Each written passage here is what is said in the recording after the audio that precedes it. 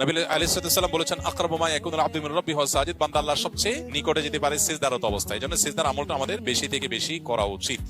সিজদার মাধ্যমে আল্লাহর সবচেয়ে কাছাকাছি যাওয়া যাবে। আপনি যদি চান আল্লাহর খুব কাছে গিয়ে কিছু বলতে, তাহলে সিজদার দিয়ে আল্লাহর কাছে দোয়া করেন, বিশেষ করে নফল নামাজে।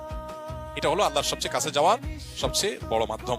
কি কি আমল করলে আল্লাহর খুব নিকটে যাওয়া যাবে, কোন আমল করলে আল্লাহ খুব খুশি হবে? ভাই, যে আমলগুলো করলে আল্লাহর সবচেয়ে নিকটে যাওয়া যাবে, এর মধ্যে সবচেয়ে বড় আমলটা হলো সিজদা। নবী আলাইহিস সালাম বলেছেন আকরাবু মা ইয়াকুনুল আবদু মির রাব্বিহি ওয়া সাজিদ, বান্দা আল্লাহর সবচেয়ে নিকটে যেতে পারে সিজদারত অবস্থায়। এজন্য সিজদার আমলটা আমাদের বেশি থেকে বেশি করা উচিত। সিজদার মাধ্যমে আল্লাহর সবচেয়ে কাছাকাছি যাওয়া যাবে। আপনি যদি চান আল্লাহর খুব কাছে গিয়ে কিছু বলতে, তাহলে সিজদা দিয়ে আল্লাহর কাছে দোয়া করেন, বিশেষ করে নফল নামাজে। এটা হলো আল্লাহর সবচেয়ে কাছে যাওয়ার সবচেয়ে বড় মাধ্যম। আর কোন আমল করলে আল্লাহ খুব বেশি খুশি হন বা সবচেয়ে বেশি খুশি হন, এটা আসলে আপেক্ষিক।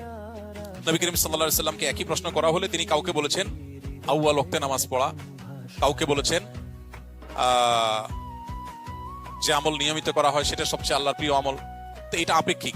কারোর যদি কোনো আমলের অভাব থাকে, ত্রুটি থাকে, তার ওই ত্রুটিটা পূরণ করাটাই আল্লাহর কাছে প্রিয়। কারণ নামাজটা মাশাআল্লাহ শুরু ওয়াক্তে পড়েন উনি, কিন্তু আমলের কোনো কন্টিনিউশন নাই, তাহলে সে ব্যক্তি কন্টিনিউয়াসলি কোনো আমল করবে, এটা তার কাছে তার জন্য বেশি গুরুত্বপূর্ণ। আল্লাহ এতে বেশি খুশি হবেন। কারণ হয়তো মাশাআল্লাহ নামাজ ভালো আছে, এটা ভালো আছে, কিন্তু সালাম দেওয়ার অভ্যাস নাই, তো সে সালামের অভ্যাসটা বেশি করবে।